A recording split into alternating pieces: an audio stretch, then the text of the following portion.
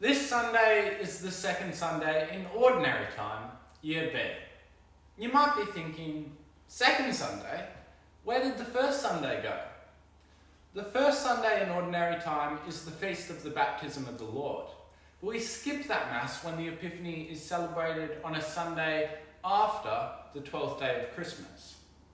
This Sunday's readings are about recognising God in our lives.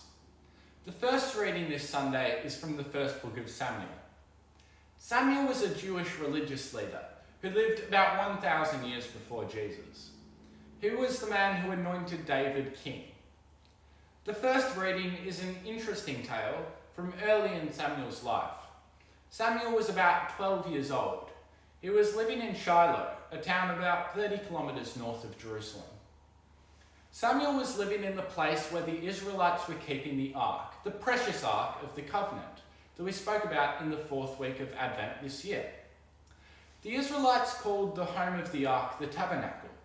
These days we give the same name to the special cabinet in which the Eucharist is kept in church. The first reading is about the moment that Samuel realised, living in that place, that he was able to hear the voice of God. At first, Samuel does not know who he hears, but his guardian Eli helps him recognise that the one calling his name is God, and Samuel listens. The second reading is from the first letter of St. Paul to the Corinthians. Corinth is a city about 80 kilometres west of Athens in Greece. Corinth was part of the Roman Empire in Paul's time, and a number of people in Corinth had different ideas about what was right to do.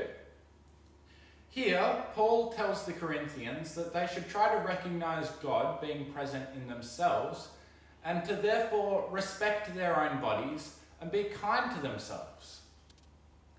The Gospel this Sunday is from John, and it describes a time when two early disciples, guided by John the Baptist, recognise God in Jesus and start following him. In this story, Jesus meets a man named Simon. Looking at Simon for the first time, Jesus says, "You will be called Cephas." Jesus spoke Aramaic, not Latin or Greek. Cephas is the Aramaic word for rock. The Greek word for rock is Petros, and this is where we get the name Peter. So, in this week's Gospel reading, we meet Simon Peter, our first Pope.